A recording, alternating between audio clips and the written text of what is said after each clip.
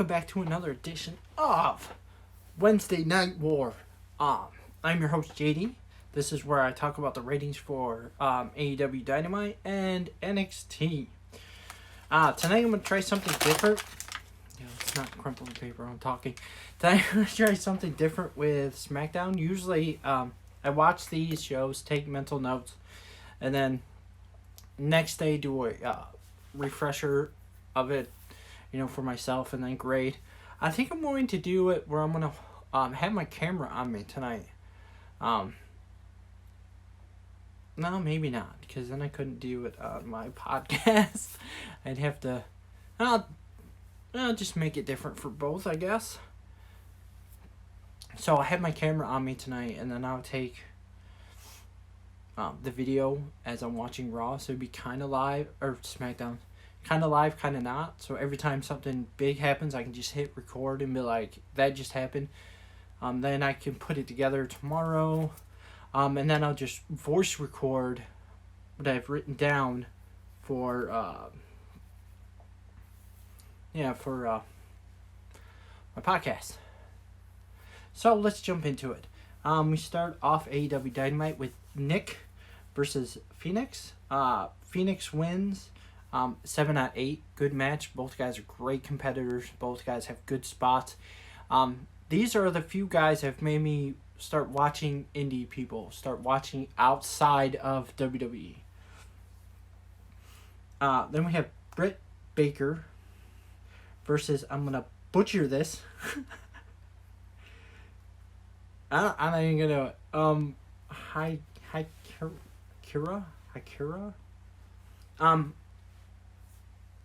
Hikura wins. I hope. Man, somebody please, for the love of God, correct me. I give it a 5 and 8. 5 out of 8. It was a good match.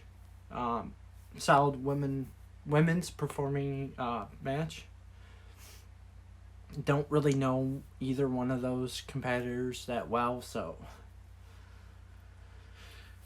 Then we have Dynamite Dozen Battle Royale. It was weird. They have 2 winners, so the 2 of them can face next week for the Dynamite ring. This kind of reminds me of what Cody Rhodes did in Ring of Honor. He won the Ring of Honor Championship, and he had a custom ring made. Of course, this is, rank it. It got a 4 out of 8. It was weird. There were some funny spots. Billy Gunn was in the match. He looked like the biggest dude in the ring. Definitely the oldest dude in the ring. But I haven't watched AEW that much, but I still knew that MJF and Hangman Page were going to win. So the match itself didn't go, it went well. It was kind of weird. Next week, watching MJF and Adam Page take on each other, that's going to be a good match. I'm pretty sure MJF is going to win, since again, it was kind of Cody's thing in Ring of Honor, and him and MJF are kind of feuding right now, or are feuding right now. So I think this ring is going to go to MJF. Then we have Y2J's announcement. This gets an 8 out of 8 because we end with a beatdown. Good mic skills for both him and Sky. This kid, man, he gets a title shot next week, which makes sense. He pinned the champion. Scorpion Sky is just, first of all, that's a kick-ass name. Second of all, SCU, oh man, again, another group of guys that make me watch. Christopher Daniels and Kazarian make me watch outside of WWE. There were the tag team I watched in TNA, and then I watched them do their stuff in Ring of Honor. So it all breaks down the the Jurassic Express, that's what it is. Jurassic Express came out to try to save Luchasaurus stood tall in the ring. I cannot wait for him and dang it, see? I keep doing it. Jake Yeager. Gotta stop calling him Jack Swagger. He's not Jack Swagger anymore. Jake Yeager. I can't wait for them two to go at it. I'm giving Jake Yeager the benefit of the doubt because Jack Swagger didn't do much. But he's about to show everybody that wasn't his fault. It was WWE creative. So we got Luchasaurus. The dude is huge. Versus Peter Avalon, and Luchasaurus just wiped him out, but I'm getting an 8 out of 8. We see the strength of Luchasaurus, and with AEW doing like one squash match, it's fine. We'll build Luchasaurus to be that guy. WWE seems to be doing it with everybody who's over 200 pounds, and yeah. Then we get Private Party, which are becoming one of my favorite tag teams, versus Proud and Powerful. Oh, I'm not sold on the name, guys. And I know it's not your fault. I know that TNA is a bunch of buttholes, and they're not going to get rid of LAX.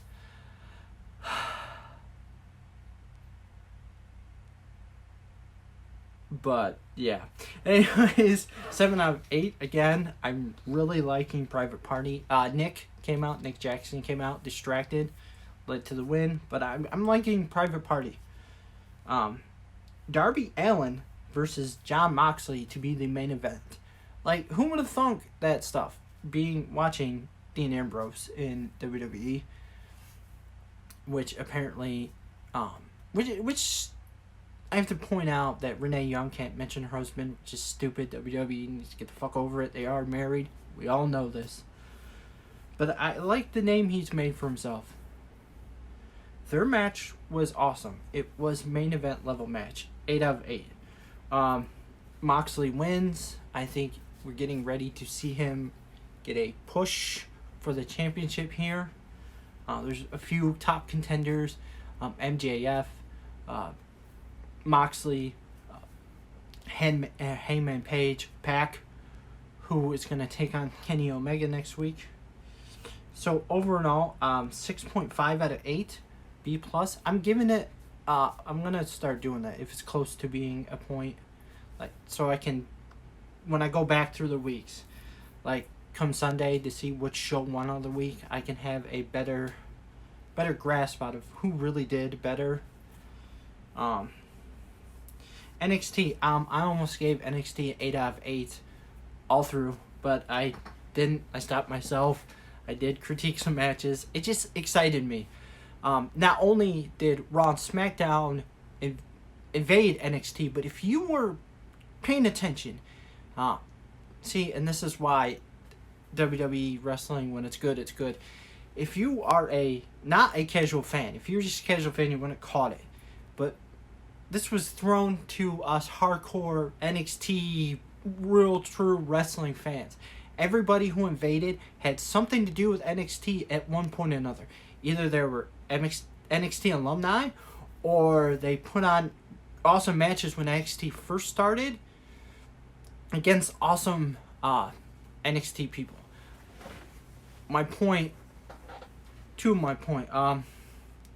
So Cesaro and Sami Zayn. Come on, man. Those were good NXT matches. Then we had Zack Ryder teaming up with Mojo Rawley to try to get the NXT tag team titles. So they cleverly put this attack on NXT with with WWE guys who are NXT alumni. Brilliant. I liked it. I enjoyed it. We get Becky Lynch's promo. 8 out of 8. She comes out and says, I was NXT. You guys chanted for me when I failed. I'm here to kick ass again.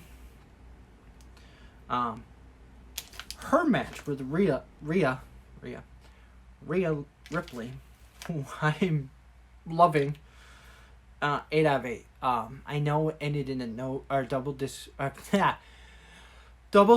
DQ, but with this invasion, nothing is going to go 100% perfect, and the two of them and eventually cleaning house and ring and standing tall next to one another. I love it.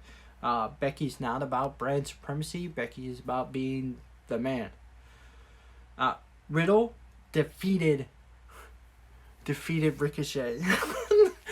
Ricochet took out Riddle's opponent and was like, me. I was like, no way. 8 out of 8 for the match itself. Oh my lord. Riddle is fantastic. Ricochet, come on. Ricochet caught my attention in Lucha Underground. Let's go, man. Fantastic. Of course, we get all these brawls and stuff. They're making sure they happen inside the ring. Had security make sure they're inside the ring. Another clever idea. You can just tell the creative with WWE's Major League. Yeah, I'm gonna do that because piss off. And their minor league, which is not. It is like, okay, it's like football. Some people love the NFL. Some people love NCAA. Some people love the NFL more than NCAA, and some people love NCAA more than NFL. And those people who love the NCAA, everybody has their reasons for liking it, on a tangent, but liking it more than the other. And you really don't see that. You really don't see fans of minor league sports not liking the major league sports, or major league sports. You know what I mean? However, that's because Raw and SmackDown are not the minor or major leagues. Undisputed Era defeated the Revival. Again, see what I mean? NXT alumni. 8 out of 8. I like the match. Hard-hitting Revival and Undisputed Era just being so smart and athletic. Then we had Kaylee Ray versus Dakota Kai. I feel for Dakota Kai. She's not really picking up anything. She keeps just getting handed losses over losses. She kind of reminds me of Bayley in NXT. Lose, and maybe that's what they're doing. 6 out of 8. See, did not grade everything at 8 out of 8. Viking Raiders beat the Forgotten Sons.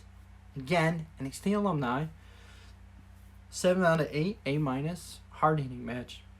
Viking Raiders are just nuts. And the show, the big guy, just move around like a cruiserweight. It has me just all sorts of giddy. I don't know, better word. There's no manly word for giddy, so plug it, giddy. Then we come to main event, the ladder match. Adam Cole wins the ladder match versus Dominik Dijakovic. I love that fucking name, Dominik Dijakovic. And this dude is like 7 foot, 800 tall. 8 out of 8. Something I didn't address with my hold on, I'll get to that in a minute. So 7.5 out of 8 for NXT. Sorry, at least I have to get that out of the way. Have to throw that away. Something I mentioned for the SmackDown or for Raw was